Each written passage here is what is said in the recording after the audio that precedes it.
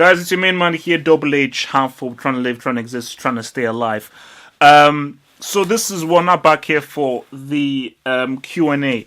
So again, to get your question answered, you simply roll into the website, halfoffootball.com. The link is below in the description box.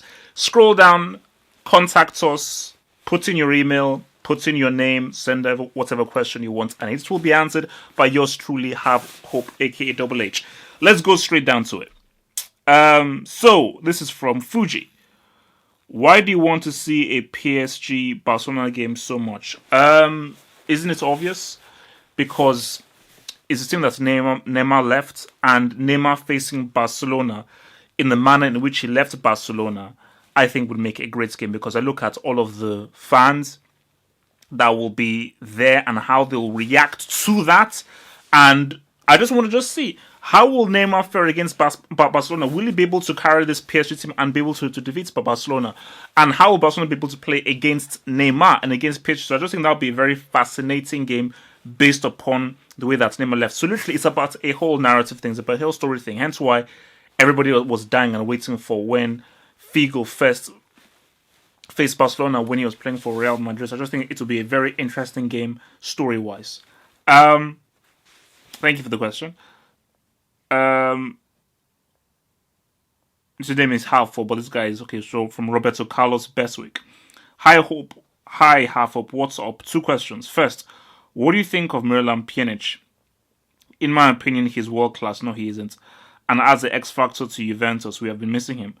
And also, when on top from, can he can be world class? In my opinion, he can be. He has been very good in the past few games.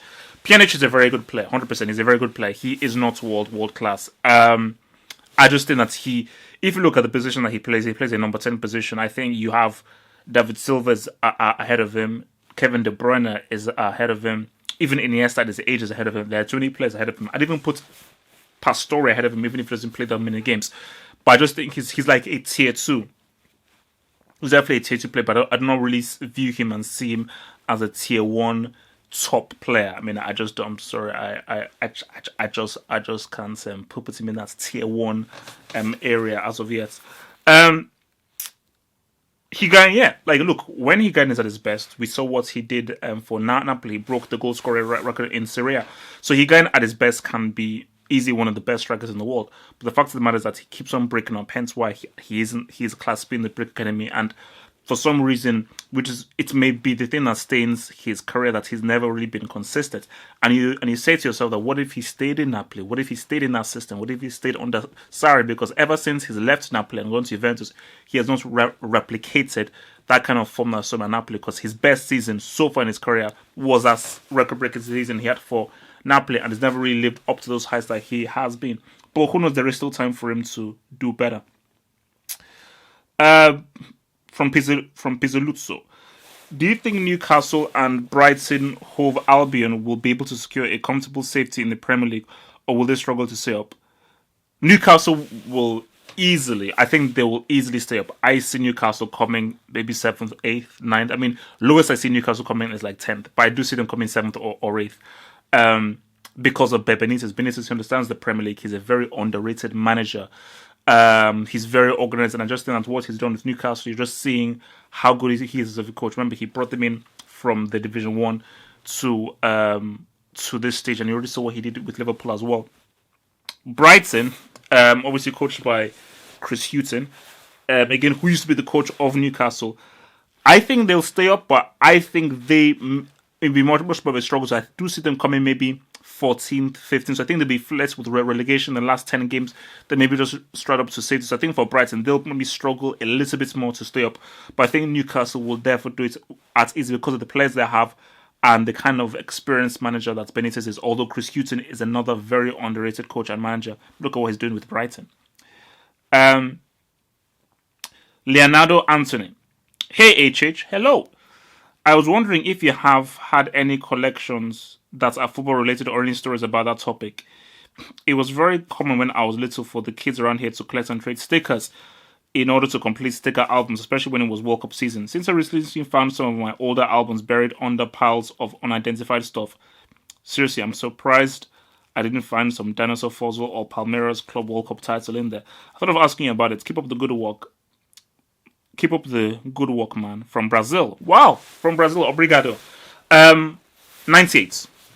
World Cup 98. When I used to live in Geneva, Switzerland, I had the book for the France 98 World Cup, and I remember how obsessed I was. I didn't complete it, but I remember going into school, and we used to share it with other guys, where we would open up our booklets and we'll try to see who actually completed the most. I think I remember coming close, but I never was able to finish it. But even just thinking about that was fun. That was actually a lot of fun actually doing that. Because just, especially when you completed like a team, like let's say you completed Brazil or France, and just seeing all of the names there. And I think the whole thing was you trying to say like, man, I want to really get there and really finish this overall and everything. So I think, yeah, I do miss that. I do miss it. But yeah, so that was a lot of fun. So yeah, thank you. That's actually, that's brought back some interesting memories from my childhood. From Ishmael. Sup, Double H. I want to know from you who between Pep Guardiola and Mourinho deserves a lot of credit for giving youth players the opportunity to shine, because likes of Digestive Biscuits, Pedro, Thiago Alcantara, etc. were made known by Pep, whereas the same cannot be said about Mourinho. Yeah, I mean, look, I'm a Mourinho fan. Always will be. But the fact of the matter is this,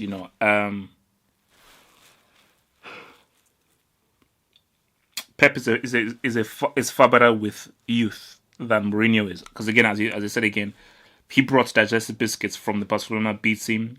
He developed Pedro. He developed Thiago. He even helped sort of evolve and cultivate Messi as well. You're now seeing what he's doing with John Stones. How he's really wrapped his hand around John Stones and really tried to encourage him and really tried to develop him and make him better. And you could even look at what he's doing with studies. I think he's much better with young players than Mourinho. Mourinho, as we well know, he likes the finished article. Just look at his Inter Milan team. That Inter Milan team in 2010, how many players were below 25 there? I mean, that was a team where I think the average age was 26 or 27. So he definitely prefers older players, much more experienced players, and he prefers men. I don't think he really deals with boys that well. So yeah, for 100%, yeah, Pep is the better coach for younger guys. I'm not even going to argue with that. Stefan Oliveira. I think you may have forgotten to type in your message there. Alright. Stefano Miguel. Hi HH, I'm from Australia, mate. Good day, mates. Yes. I've been watching your vids for a while now. I like your work. Keep up the good work. Oh wow. Thank you. Thank you for the kind words. Thank you very much. Very much appreciated. From Roberto, yeah, this is again from Roberto Carlos Best again. Hi HH, I've just been wondering if Juve have their best starting 11 and get a new defender to replace Bonucci. Is it possible for Juve to beat any team in the world? No. Even if they have their best 11, although I do believe that the introduction of Douglas Costa is huge, it was a great signing. Even if, let's say, that they got Boateng to play alongside Chiellini, or they got Thiago Silva, Real Madrid are still the better team. I just think Real Madrid can still beat them. I think that PSG would give them a game. And again, PSG haven't really proven that themselves in Europe, but I just think PSG with the addition of Mbappe and Neymar, I think they'll give Juve some problems. I even think Barcelona would still give them some issues. But, possibly, yes. So I just think that for Real Madrid, possibly PSG, and I think Barcelona with Messi and their best team would give Juve issues. I think for Juventus, what I believe they're missing, I just think they're really missing that they don't have a star player, a truly superstar world-class player. The closest is Dybala, but it's so happening in that finals. Maybe Dybala is on the cusp of it, but they're really missing that really superstar player who they can really look and say, wow, like Barcelona have it in Messi, Real Madrid have it in Modric, PSG have it in Neymar. They all have their superstar players who are really world class and really kind of define the team. And Juve are just a very well coached and a very good team, but they don't really have that spectacular player. It could be Douglas Costa. Black Water Park. Hi, HH. Hey. Hi, HH. In previous Q&A, you answered a question about Messi vs Cristiano and said that you prefer Christina's character and heart. I wonder why. I mean, Christine. I wonder why. I mean, Christina has a weak character. He usually disappears when the real pressure comes and his team faces tough situations. One of the last examples, did you see his face in the Champions League semi-final second leg this year when Atletico made it 2-0 at home, putting a huge pressure on Madrid? Christina looked as totally lost on her fighting person. It was Benzema, not Christina, who created the crucial goal that turned the game in Madrid's favour, which obviously Isco scored. Some more examples. UEFA Champions League finals 2014 and 2016, Euro 2016 versus Croatia and Poland, World Cups. You can do a detailed research and you'll see that both modern superstars, not only Messi but Cristiano as well, actually have weak characters falling under pressure on a psychological, mental level. They rely on the power and dominance of the giant clubs. That's why they have such a success in club, but are not good enough playing for their countries. I argue with that. I mean, I was given a choice between Christina and Messi. Between both of them, I believe Christina has a stronger character. But if we're going to take it beyond them and just in a total void, these guys, they don't compare to Maradona, they don't compare to Zidane, they don't compare to Ronaldo, they don't compare to Pele. Those guys had far stronger, more powerful characters than them, or even Ronaldo as well. I don't think they had the kind of strength of character. I keep reminding people what Ronaldo did in 2002 to come back from an injury and to be the leading goal scorer, the winning goal in the semi-final, score the 2 goals in the final. There is no better example of strength of character than what he did then. So yeah, I mean, and that's why for me, like they have been failures for their countries on the biggest stage. Yes, he's done it at the Euros somewhat, but I keep telling people that yes, he had a pretty good Euros. He didn't have an amazing Euros, and remember, Ronaldo scored 2 goals in the final. Maradona gave the critical assist that led to the winning goal in the final in '86. Zidane scored 2 Gs in the final. Pele scored. I think Pele is the only player, apart from I think some guy called Brighton, to score a goal in 2 separate World Cup finals. So that's real. That's real. Christina and Messi haven't done that. Messi shrinked in the World Cup final in 2014. Christina hasn't even sniffed a World Cup final. So that's just me being real there. Like these 2 guys, they're not yet in that elite category for me. David, question for your next Q&A. How come Giuseppe Meazza is not considered a horseman? Well, that is because even if he may be a legend within Italy and somewhat in the world, this is... sorry. Need to just... I even forgot to put that on a mute, sorry. Look, I just think it's a case of like a horseman is a player who is truly exceptional and sets himself apart from everybody and revolutionizes the sport in some way. Giuseppe Meazza, as much of as a legend he was in the game, I don't think he revolutionized the game in the way that Ronaldo, Zidane, Beckenbauer, Pele or Maradona did. I think these are why they are the 5 horsemen, and this is why they are horsemen, because in their own individual way, they redefined and revolutionized the sport in their own individual way, and also got a World Cup winners medal as well. So there are many different factors that's come into play when we speak of horsemen. Lucas Kusteki, hey HH, love your analysis, so please keep up the good work. Here's my question. As a long-time Madrid fan, I'm not very satisfied with our team's performances this season. Ever since the lubrication over the 2 Super Copa legs, the team has not performed to their standards, and even when we get a win, I feel like there is something missing. I've been thinking on what it could be since the team is basically the same, and the number one thing that comes to mind is attitude problems. After winning back-to-back Champions Leagues, the 2 Super Cups and La Liga, it seems like the team finds it hard to get motivated for normal games. Would love your opinion on what the problems of the current Madrid team are. Thanks. A manager has many difficult tasks. Many difficult tasks. One of the hardest tasks for a manager is motivation. And there's a difficulty in motivation when your team is losing, But there's also the same kind of difficulty in motivating a superstar team who have won so much. Because again, for Real Madrid, it's like, how do you tell a group of players that I want you to win the Champions League again? I want you to defend it for a second time. I don't want you to defend the La Liga as well.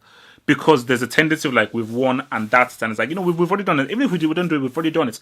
But Zidane's role is that it's a psychological thing and it's a communicating thing. He's got to tell these guys that you haven't won anything. He's got to get them to convince them that they've not won anything, and he's got to find the same hunger that they had last season, because Real Madrid, they had real hunger. There's still a lot of way to go. There's still a long season, and Real Madrid, the thing about these guys, I don't ever think that people want to rest on their laurels. Once you're a champion and you're a winner, you become even more greedy because you want to further etch just your name within history, which is what Real Madrid wants to do. But Zidane has a very tough task because he's got to get into the psyche of these superstars who he's cultivated a great relationship with and tell them that, like, guys, we need that edge that we had last season. Because now the hungriest team now in Spain is Barcelona, based on Real Madrid's success last season. So Barcelona are determined, they're dogged in them wanting to win everything this season because they got shaded last season. So, yeah, I think definitely, it's a case of getting them to believe that they've not won anything at all. And they've got to reprove themselves, and they've got to do everything from scratch. And I think once you get people's mindsets into like, let's just start from zero again and show that kind of hunger that we had last season when we didn't really win anything, and we had to show that Barcelona are not the only team in Spain. I think that is what they will need to do. So it's a tough psychological game. Salim, KHH, I'd just like to see your reaction and thoughts on Ranieri's progress with Nantes, who are currently sitting third in Liga with 20 points. Thanks. Amazing. Really good. I think what people need to realize is that Ranieri has always been a very good manager and a very, very, very good coach. If you look at everywhere that he's gone to, he's never been completely crap at a club, and which is why a lot of people, and I think I was even reading him, Tancredi Palmieri, he's an Italian journalist, and he's actually putting Ranieri's name in the baskets for potentially being a future manager of Italy because of people's views of Ventura.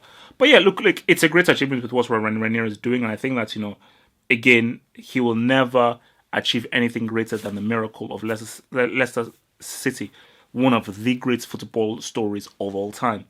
But the fact that, it didn't really end well for him, but he's gone to Nantes and showed that, no, I'm still a good coach. I can still perform at the level. And again, with what he's doing with Nantes, and Nantes have never really been a team who really flirted with these top positions. They've not really been here for cause I think that's what Nantes were like this good with a long time ago. I'm talking probably even back in the 90s, early 2000s. So let's just see how it goes, because there's some very good teams there in France, in Marseille, in Lyon, in Bordeaux. But yeah, this is very good from Ranieri. And again, just proving that, yeah, he was always and is always a very good coach. And again, one of the nicest guys in football. Adam, the King of the North. Hi, HH. I have two questions. Firstly, who do you think will get relegated from the Premier League this season? Personally, I can only say confidently Crystal Palace. I don't think they will. My second question is, what do you think Harry Kane needs to do to become world class? I don't think Palace will get relegated. I think they will stay up. Let me just quickly pull up the Premier League table since I have it here. Premier League table. Okay.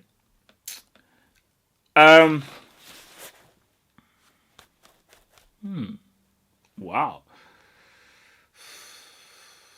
That's interesting.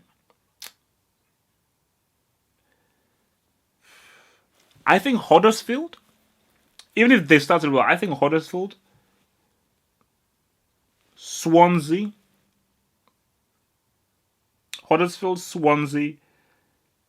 and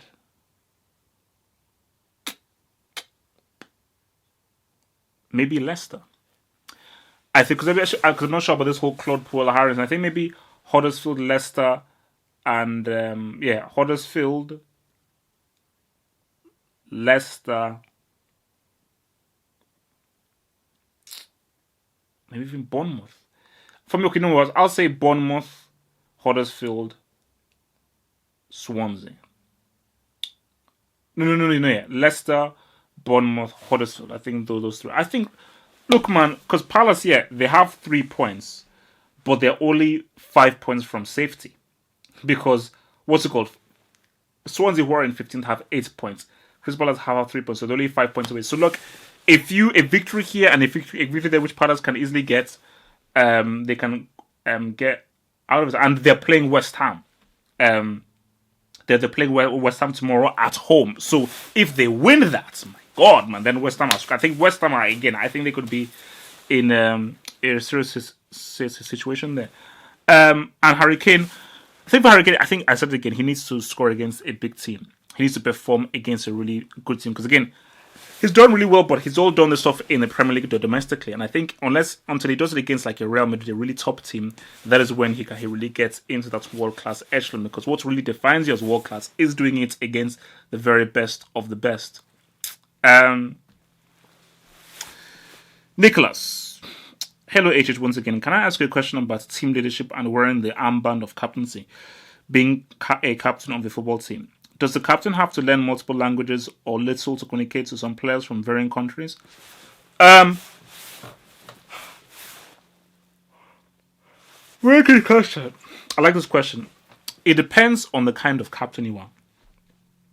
There is the Gattuso kind of captain who is very vocal and likes to really be involved. And there's the Bart Simpson, aka Philip Lam kind of captain where you say less. Less is more, and you do your talking on the pitch, and you really relax to people on a private matter.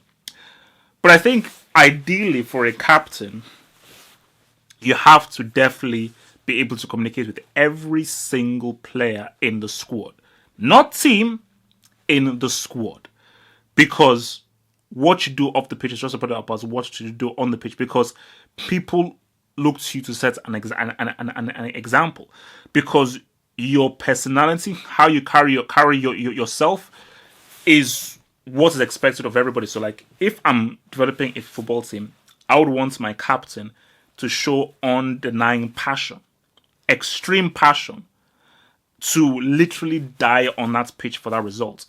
And by the captain having that passion, that is what will permeate throughout the whole squad. But also, I want my captain to be able to communicate with everybody, talk to everybody, get everybody on the same wavelength. But at the same time, it's a balance. I don't want a captain that just backs and shouts because I hate people. Even whenever I play football, I hate it when people they just shout and complain. I hate that. It's about saying the right things at the right time. That's what it's the key thing is communication, striking a balance of this is when to shout, this is when to shut the hell up, or this is just when to talk. So striking that balance, but definitely being able to find, because again, different players require different approaches to how you communicate with them, and that is what the captain has to find out by his interaction with all of these different players. But yeah, very, very, very good question. I like that. Dillian Holmes. Currently, who do you think are the best players from each continent? From Europe, I would choose De Bruyne. Asia, I would choose Son. From Tottenham, from Africa, I would choose Mane. From Australia, I would choose Moy. I'm not sure what I know. And from North and South America, I would choose Pulisic and Messi. I mean, from Europe, best player in Europe. I'm trying to think in Europe. At the moment, I would go based on form. At the moment, De Bruyne. Asia, it used to be Kagawa. It used to be Kagawa, but I think right now you definitely have to roll with Son. I don't think there's a better player than Son. Africa, yes, Mane. I can't argue with that. Australia, I'd say Cahill. The very fact that a guy that age can still score crucial goals, I'm still going to go with Cahill. North America, yeah, easily Pulisic. That's also without a doubt. South America, I'm going to go with Marcelo. Sue me. I'm rolling with my Marcelo, the best player in South America. People will hate me for it, but I'm sticking by it, man. That's my boy. James Zimbado. What do you think it will take for Liverpool to sack Klopp? Even if he doesn't win a trophy or finish in the top four, I think that whenever he does leave, it will be on his own terms, just like at Dortmund. Klopp is under a lot of pressure because this isn't Dortmund. Because remember, Dortmund's recent success came through Klopp. Klopp has not had any real success under Liverpool. I mean, have they even won? They've not actually. I don't think they've not won. They have won a trophy yes under Klopp. So he doesn't have the same clout that he had at Dortmund, where he really had a lot of control and deserved control based on the success that he had for them. So if they don't finish top four, they end the season trophyless. And let's say they finish like sixth, I do think he'll probably get sacked. I think there'll be so much pressure on him, especially with the kind of amount of money that he has spent. That FSG or GSW or PLT will sack him. But I think Klopp is playing a very dangerous game because right now, man, Liverpool are not really playing that great, and I think his stubbornness with Lovren and so forth is not helping his case at all. This is the last one I'm going to do before we end of part one. On end of part one, from Harrison. Hey man, I'm an editor looking for opportunities to do some good editing. Well, I'm going to do some editing. I currently work for Blue Lines TV and an Italian football TV, video editing and thumbnail edits, but I still have too much free time on my hands. I believe I can definitely take a content to the next level visually. Please let me know if there is any position of that sort available. Yours sincerely, Harrison. Well, that wasn't really a direct question about football, but yeah, Harrison, I will definitely reach out to you, because again, I'm having to do so much stuff with the blog, the website maintenance, getting content out there. Yeah, definitely, I really wouldn't mind getting some help, with creating some content. So yeah, I will give it a shout out at you pretty soon. Thanks for the offer. That's the end of part one. Part two is rolling in here. Peace out. Stay true.